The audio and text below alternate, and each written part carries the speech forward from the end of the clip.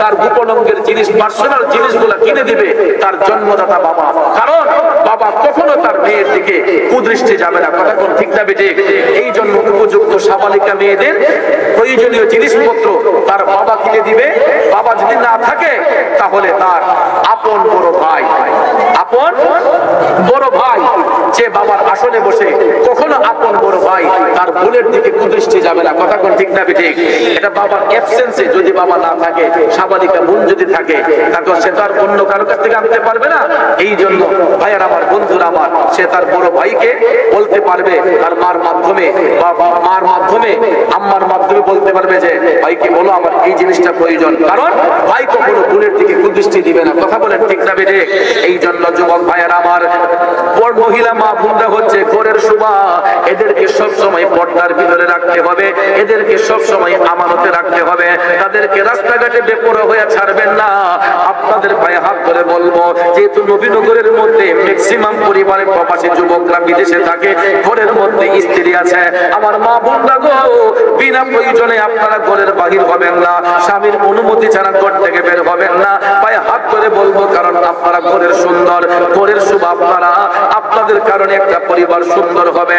আবার অনেক মা বোনদের চলাফেরার কারণে অনেক পরিবার নষ্ট হয়ে যায়। একটা দুইটা বাচ্চা রেখে স্বামীর সাথে ডিভোর্স হয়ে যায়, সম্পর্কে বিচ্ছেদ হয়ে যায়। এমন অহরহ ঘটনা এই বাংলার জমিনে ঘটতেছে। একমাত্র ভাইয়ের আমার, মহিলারা বেপরদা হইয়া চলার কারণে পরিবারে অশান্তি। এই অশান্তির জের ধরে দেখা যায় স্বামী স্ত্রীর মধ্যে মনোমালিন্য, একজন আরেকজনের ছায়া দেখতে পারে না। কথা কোন ঠিক না বেঠিক? তবে 100% এটা জেনে নেবেন, আমি আমার অভিজ্ঞতা থেকে আমি বলতেছি, আমি দেখেছি যারা সম্পর্ক করে বিবাহ শাদী করতেছেন, মা বাবার মনে কষ্ট দিয়া 99% পরিবার অশান্তির আগুনে জ্বলতেছে। এই জন্য যুব সমাজকে আমি বলবো, সবসময় মুরব্বীদেরকে প্রায়োরিটি দিবেন, গার্জিয়ান অভিভাবকদেরকে মর্যাদা দিবেন। তাইলে দেখবেন মুরব্বীদের দোয়া নিয়ে, অভিভাবকের দোয়া নিয়ে আমরা যখন একটা পবিত্র জিনিস নেকাহের বন্ধনে যখন আবদ্ধ হব সামাজিক ভাবে 5 জন মিলে, তখন দেখবেন এটার মধ্যে আল্লাহর পক্ষ থেকে রহমত আসে। কথা বলে ঠিক কিনা? কিন্তু দেখা যায় শরীয়তের বৈধ দ্বারাই অমুকের ছেলে অমুকের মেয়ে অবৈধ সম্পর্কের জের ধরে 2 জন 2 দেশ থেকে আইসা পালাইয়া চলে যায়, তখন কেস মামলা মোকদ্দমা গায়া তাদেরকে আবার মিলিয়ে দেওয়া হয়। এটা ভবিষ্যতে তার বাচ্চাদের জন্য কলঙ্ক হয়, ভবিষ্যতে বাচ্চাদের জন্য কলঙ্ক। যে কোনো সময় চরমাইতা করছে, চরমাইতা করছে, ঠিক না বেটি? এই জন্য কখনো নিজে কলঙ্কিত হতে নাই, নিজের পরিবার, নিজের পৌরজাত সন্তানদেরকে কলঙ্কিত করতে নাই। এই জন্য ভাইয়ের আমার, বিনয়ের সহিত আপনাদের ভাইয়ে হাত ধরে বলে যাব, আমাদের মা বোনদেরকে পর্দার ভিতরে রাখবেন। হাদিস শরীফে রাসূল 1000 বছর আগে বলেছেন, এমন একটা জামানা আসবে যেই জামানার মধ্যে পুরুষের চাইতে নারীর সংখ্যা দ্বিগুণ বেড়ে যাবে, দ্বিগুণ বেড়ে যাবে। রাসূল বলেছেন, একটা পুরুষের পিছনে 50 জন নারী হবে, একটা পুরুষের পিছনে 50 জন নারী হবে। 50 জন যদি নাও হয়, বাংলাদেশের গণনা সূত্রে এখন একজন পুরুষের সাথে 3 জন নারী হয়ে গেছে। একজন পুরুষের মাথা পিছে 3 জন নারী। বাংলাদেশে প্রায় 20 কোটি জনগণ, আগে ছিল 18 কোটি, বর্তমানে গণনা সূত্রে 20 কোটি সামথিং, কিছু কম বেশি হতে পারে। এর মধ্যে 1 ভাগ পুরুষ, 2 ভাগ নারী। তাইলে চিন্তা করে দেখেন, আমার বাংলাদেশে বর্তমানে এখন পুরুষের চাইতে মহিলা 3 গুণ বেশি। তাইলে আস্তে আস্তে কিয়ামত সংঘটিত হচ্ছে, কিয়ামতের আলামত শুরু হয়ে যাচ্ছে।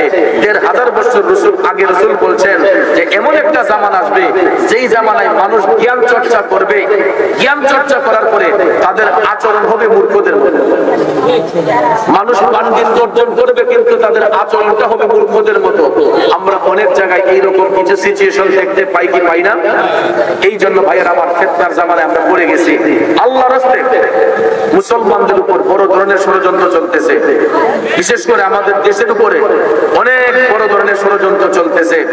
আমরা আল্লাহর কাছে প্রার্থনা করি, আল্লাহর কাছে সাহায্য চাই, আল্লাহ যেন আমাদের এই সুফিবাদী দেশ, এই দেশ ওলি আল্লাহর দেশ, এই দেশটাকে যেন আল্লাহ রাব্বুল আলামিন ষড়যন্ত্রের খপ্পর থেকে হেফাজত করেন।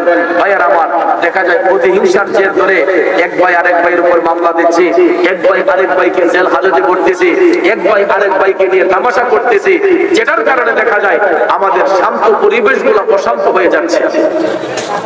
ঘুরে ঘুরে দেখবেন আমরা এক ভাই আরেক ভাইয়ের চেহারা দেখতেছি, রসুল্লাবাদ বাজারে গেলেই তো দেখা যায় এক ভাই আরেক ভাইয়ের চেহারা দেখতেছি, কিন্তু আজকে দেখা যায় ঘরে ঘরে দ্বন্দ্ব হয়ে যাচ্ছে, বাড়িতে বাড়িতে দ্বন্দ্ব হয়ে যাচ্ছে, গোষ্ঠী গোষ্ঠী মারামারি হয়ে যাচ্ছে। পদ পদবি নিয়ে আমরা এক ভাই আরেক ভাইয়ের কেল্লায় বাড়ি দিচ্ছি। কিন্তু দেখেন, আমি যদি মারা যাই আপনারা আমার জানাজায় আসবেন, আপনি মারা গেলে আমি আপনার জানাজায় যাব, কাফন দাফন করব। মারা যাওয়ার পরে কবরে রাখলে পরে কোন দলের দোহাই দিয়ে রাখা হয় না, রাখা হয় আমার নবীর দোহাই দিয়ে, বিসমিল্লাহি ওয়া আলা মিল্লাতি রাসূলিল্লাহ। আওয়াজ দেন ঠিক না ঠিক? এই জন্য আপনাদেরকে বিনয় করে বলবো, যদি আমাদের মধ্যে কোনো কলহ বিবাদ থাকে, মনোমালিন্যতা থাকে, আমি আপনাদের একজন হয়ে পায়ে হাত ধরে বলে যাব, হিংসা নিন্দা এগুলা ছেড়ে দিয়া, মামলা মুকদ্দমা এগুলা বাদ দিয়া এক আল্লাহকে বিশ্বাস করুন, আল্লাহর ইবাদত করুন, আল্লাহর পথে সম্পদ ব্যয় করুন, মানুষকে ভালোবাসুন, এক ভাই আরেক ভাইকে সহযোগিতা করুন। তাইলে দেখবেন মাহফিলও সুন্দর হবে, আমাদের পাড়া সুন্দর হবে, মহল্লা সুন্দর হবে, আমাদের দেশ ইসলামী রাষ্ট্রে রূপান্তরিত হবে। ঠিক কিনা বলুন? বর্তমানে দেশের অবস্থা খুবই ভয়াবহ, খুবই ভয়াবহ। নির্বাচিত সরকার না থাকার কারণে অনেক সময় অনেক জায়গায় হয়রানির শিকার হতে হয়। পুলিশ প্রশাসন তারা ট্যাকেল দিতে পারছেন না। কোনো এক সময় চুরি ডাকাতি বন্ধ হয়ে গেছিল, এখন আবার দেখা যায় রাস্তাঘাটে অনেক জায়গার মধ্যে দাঙ্গা হাঙ্গামা, চুরি লুটপাট এইগুলা শুরু হয়ে গেছে। আমরা দোয়া করি আল্লাহর দরবারে, আল্লাহ যেন আমাদের দেশটাকে যেন হেফাজত করেন, আমাদের জানমালের হেফাজত যেন আল্লাহ রাব্বুল আলামিন যেন করে দেন। কারণ অনেক সুশীল সমাজ, সাধারণ মানুষগুলা এদের চলাফেরা এখন ঝুঁকিপূর্ণ হয়ে গেছে, কারণ কোনো বিচার নাই। স্থানীয় সরকার একদম জিম্মি, কোনো বিচার আচার নাই। এই জন্য আমরা আল্লাহর কাছে প্রার্থনা করি, আল্লাহ যেন আমাদের দেশটাকে যেন হেফাজত করেন। এই দেশের মধ্যে যত ফিতনা ফাসাদ রয়েছে আল্লাহ যেন এইগুলো দূর করে দিয়া আমাদের এই দেশটাকে যেন আল্লাহ হেফাজত করেন। আমরা সবাইকে আমিন বলবো না? আরো জোরে বলেন আমিন। ভাইয়ের আমার, বন্ধুরা আমার, আজকের আলোচনার সারমর্মটা হলো আল্লাহ রাব্বুল আলামিন কোরআন শরীফের মধ্যে বলেছেন, যারা আল্লাহর পথে নিজেদের অর্জিত সম্পদ ব্যয় করে, আর ব্যয় করার ক্ষেত্রে গিয়ে কোনো অনুগ্রহ করে না, ফখরিয়ত করে না, কোনো মানুষকে কষ্ট দেয় না, আল্লাহ কয় আমি তাদের জন্য পুরস্কার রেখেছি।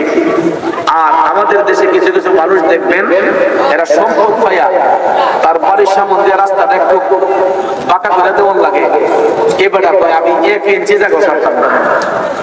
আসেনি চেয়ারম্যান সাহেবকে রিকোয়েস্ট করে কেউ একটু জায়গা ছাড়েন না, মেম্বার সাহেবকে রিকোয়েস্ট করে একটু জায়গা ছাড়েন না, না আমি মানতাম না, 1 সুতা জায়গা ছাড়তে চায় না।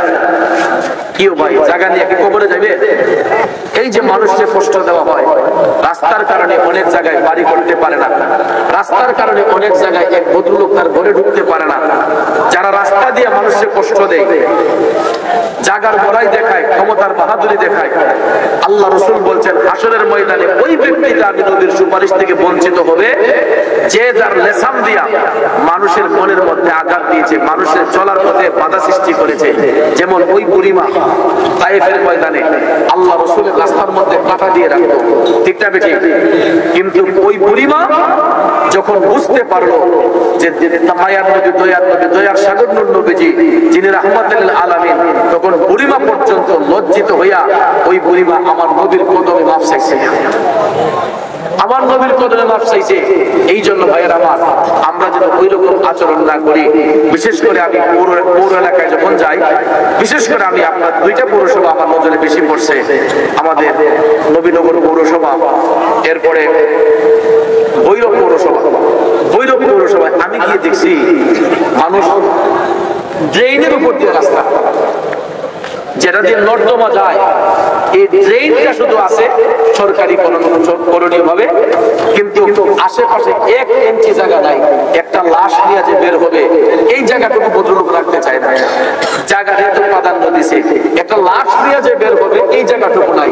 ভৈরবে আমার যে বাড়িতে আমি অবস্থান করে গিয়ে জুম্মার দিনে আমি দেখলাম যে এই বাড়িতে ঢোকার সময় 2 পাশে এমন আড়ানা আঠাইছে, শুধু 2 ফুট ড্রেনটা সর্বোচ্চ 2.5 ফুট হবে। আপনারা বলেন 2.5 ফুট ড্রেন দিয়া একটা মৃত ব্যক্তির লাশ নিয়ে যাওয়া সম্ভব হবে? সম্ভব হবে না। কমপক্ষে 4 ফুট জায়গা লাগবে। কমপক্ষে একটা লাশ নিয়ে যাইতে হলেও 4 ফুট জায়গা হইলে কয়েকটা মানুষ হাইটা যাইতে পারে, একটু 2টা মানুষ ক্রস হইতে পারে। তো আমি দেখলাম এখানে যদি আমি হাইটা যাই অনেক সময় মানুষ আসলে তারা সাইড দেওয়া যায় না, সরাসরি এমনি ব্যাকে হইয়া সাইড দিতে হয়। তাহলে চিন্তা করেন মানুষ জায়গা জমি নেই, এত প্রায়োরিটি দিছে, কিন্তু মানুষের প্রতি উদার নয়, মনটা কর্কশ হয়ে গেছে। ভাই এই পাশার দিলটাকে নরম করতে হলেই আল্লাহর জিকির দিতে হয়, আল্লাহর জিকির আজকাল কালবের মধ্যে রাখতে হয়। যেমন মোবাইল ফোনের মধ্যে দেখবেন ভাইরাস ঢুকলে পরে মোবাইলটা হ্যাং হয়ে যায়। এটারে কম্পিউটারের ভিতরে ঢুকাইয়া ফ্লাশ দিয়ে এটারে আবার রিস্টার্ট দিয়ে মোবাইলটারে চালু করা হয়। তো যখন এই মোবাইল সফটওয়্যারের আবিষ্কার হয় নাই, আল্লাহ তাআলা তখন একটা সফটওয়্যার সৃষ্টি করে দিয়েছেন। এই সফটওয়্যারটা হচ্ছে বান্দার বাম স্তনের 2 আঙ্গুল নিচে, এটাকে বলা হয় লাতিফায়ে কাল। কি বলা হয়? এটা জন্মের পরে আয়নার মতো পরিষ্কার থাকে। মোবাইল ফোনটা নতুন যখন শুরু থেকে বের হয় তখন দেখবেন এটা সুন্দর কাজ করে। আস্তে আস্তে আস্তে আস্তে ব্যবহারের পরে দেখবেন এটা ভাইরাস যুক্ত হয়ে যায়। এটার মাঝে ফরম্যাট দিতে হয়, এটা রিস্টার্ট দিতে হয়। ঠিক তদ্রুপ ভাবে মানুষ যখন 12 বছর ওভার হয়, সাবালিকা হয়, তখন আমাদের 3 ধরনের নফসানিয়তের মধ্যে একটা নফসের নাম হচ্ছে নফসে আম্মারা। শয়তানের দুটাই পয়রা মানুষ যখন পাপ করে করতে করতে করতে এই সফটওয়্যারটা, এই কালটা গুনাহ করতে করতে টিক্কার মতো কালো হয়ে যায়। কাল যখন অন্ধকার হয়ে যায় তখন এই মানুষ দিল পাশান হয়ে যায়, চোখ দিয়ে পানি আসে না, মানুষের খুন করতে দ্বিধা করে না, মারামারি করতে দ্বিধা করে না, ঝগড়া করতে দ্বিধা করে না। এই জন্য এই ভাইরাসটা দূর করার জন্যই কালবের মধ্যে বেশি বেশি আল্লাহর জিকির দিতে হয়, নবীর জিকির দিতে হয়। আল্লাহ নবীর জিকির দিয়ে কালবের মধ্যে আঘাত করলে যেই রকম ভাবে মোবাইল ফোন ফ্লাশ দিলে পরিষ্কার হয়,